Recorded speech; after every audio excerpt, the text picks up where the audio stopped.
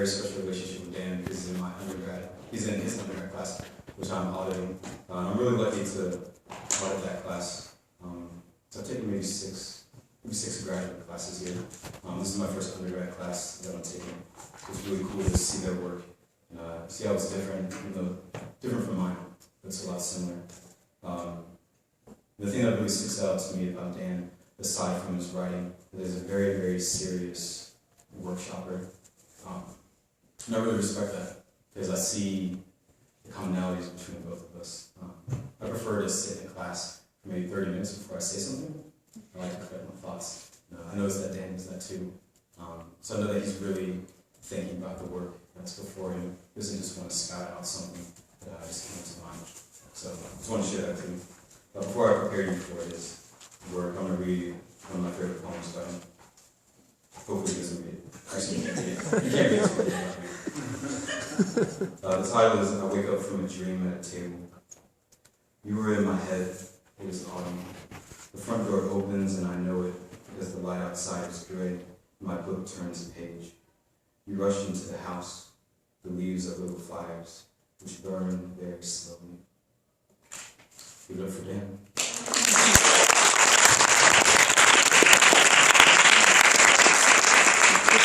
It's in the center.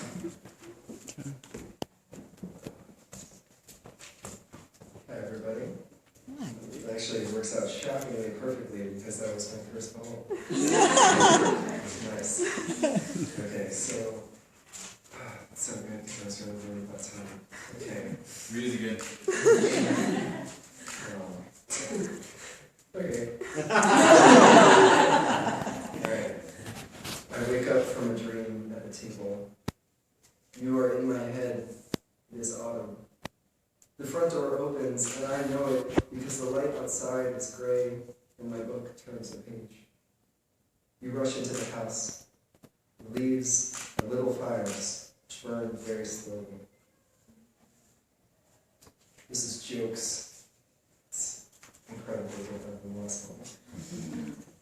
A serial killer walks into a bar and kills everybody. A horse walks into a bar, and the bartender doesn't even like horses because of something to do with the length of their faces, but his daughter has given him those eyes. And he groans like, not those eyes. And later when the bar closes, they take the horse home. Saddam Hussein and Osama bin Laden walk into a bar, and Donald Rumsfeld is waiting at a table. They point their hands at each other, and a Mexican standoff ensues. In this one dimension, the Big Bang occurs in such a way that the universe is a bar, and everything walks into it. Osama bin Laden walks into a bar. Later, the special forces throw everyone's bodies into the ocean. A boy, a bear, a piglet, a tiger, a rabbit, and a donkey all walk into a bar, fuck the place up, and pay him honey. A woman named Harriet and 51 of her imaginary friends walk into a bar. A woman named Harriet walks into a bar, and the bartender falls in love with her, and she falls in love back, and they get drunk together and have sex, and it's decent. Harriet is the bartender's imaginary friend, but he always forgets that. God walks into a bar, and Jesus is already there, and there's this awkward silence. A bar walks into a bar. A bar walks in on a bar, and it's uncomfortable, and the first bar doesn't know what to say and just closes the door. A man and a woman walk into a bar and then later out of a bar. Sisyphus pushes a bar all the way up the hill, and when he's about to walk into the bar, it rolls back down again. The bartender is the sun. There is no such thing as sober. A psychotic maniac charges into a bar, but is very well spoken and makes a lot of friends. Later, they're all into regime change. God kills himself in the bathroom of a bar, and all of time is spent piecing him together. War is in a bar and never leaves because a genie keeps refilling its glass. This one guy in the bar keeps talking about his penis.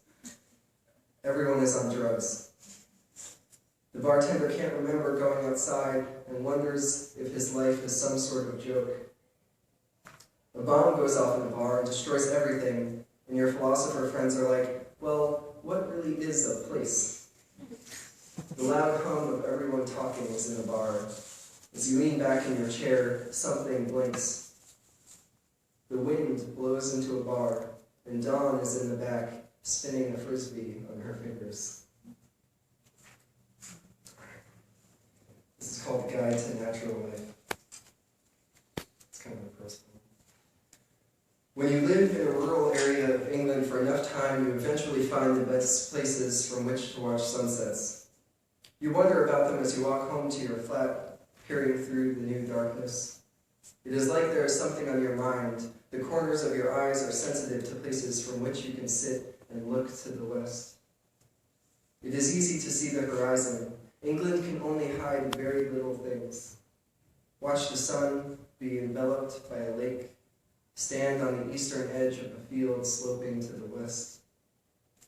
English birds don't notice when day's end has come. You hear songs which until now you did not realize you thought of as holy prayers for the sun. You walk home in the dark and notice wings shuffling in the tree branches. If some islands are the loci of certain seasons, you can think of a few: Antarctica, winter; Hawaii, summer. Then England is the spring. It is made up of small animals and lovemaking done underground or behind grass and trees. You know the patches of daffodils that bloom earliest and where the sun sits the longest. You wonder if it is as easy to see it set back in America, where glacial valleys are so deep you forget a real horizon exists. You floated from time. You have to come back in, and it will lurch painfully. You saw an endpoint and just beyond it. The land burned deep, red and blue where the day ends. When you are there, the sun is everywhere. This is The Walk. It's part 2 of the The walk began, and there were 2 men there. They were the ones walking. The conversation was held between them, and they moved it back and forth to each other with their hands, like a thick caterpillar. From far away, it would look as if they were arguing or apologizing. They were walking down the path, and you see them from behind. You feel a sort of love for them, but really for the scene. They're a part of it, and you love the men for walking and talking down the path, but you do not really love the men themselves. You can see yellow leaves in the dirt through the hollow peak of your book. You think about French churches and wonder if they too exist. Now, some more traditional poetry. Sort of. This is A Blind Spectacle. That title is based off a poem of 10 Buttons. The first one. A Blind Spectacle. I think I can see you more clearly if you would move the windows, please. Paint on the shadows and, if you can, the light. What I mean is, the dog came splashing towards me, my head all in white shells and also scattering them. I underline the dog there. Then he is lost. I dive into bushes looking behind them. I am smoking a cigarette in your robe, turning my radio to the lake. I listen closely to our old sealed letters. I can see a face through the woods. It is like the open space between trees, like our so many windows. One grand sheet, a painting you cannot see from any other angle. I cannot walk into that flatness, my own right eye taking over my left. The lake is inside it. There are rocks, and the water is freezing. My father is in it somewhere. It is flat like this, but only if you can remember it. And this is my last one. It's from my family. It's called Anchors. 1.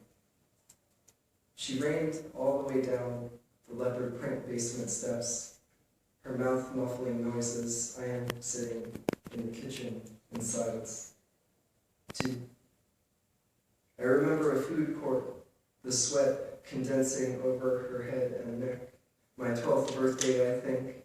One hand on her skin, the other on her chair falling backwards.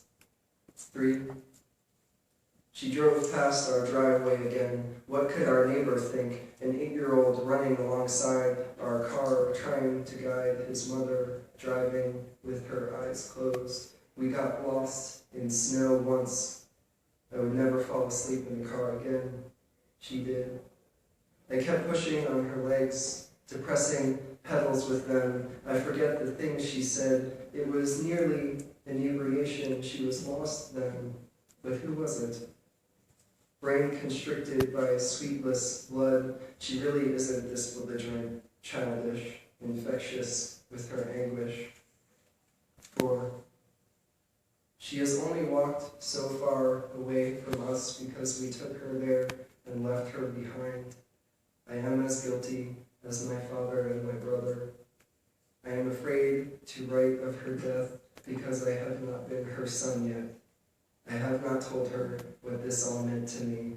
Nothing in the end. I feel her in my blood, that impulse to fall sick. There is no other love, some part of me says. I cannot carry this with me into my children's childhood. I want to tell her, your mother did this to us, but I will not continue it. If I am diagnosed when I turn 26, I will still kiss my wife on the lips. I will teach my son and daughter what love is. I do not blame you for what I was taught not to say.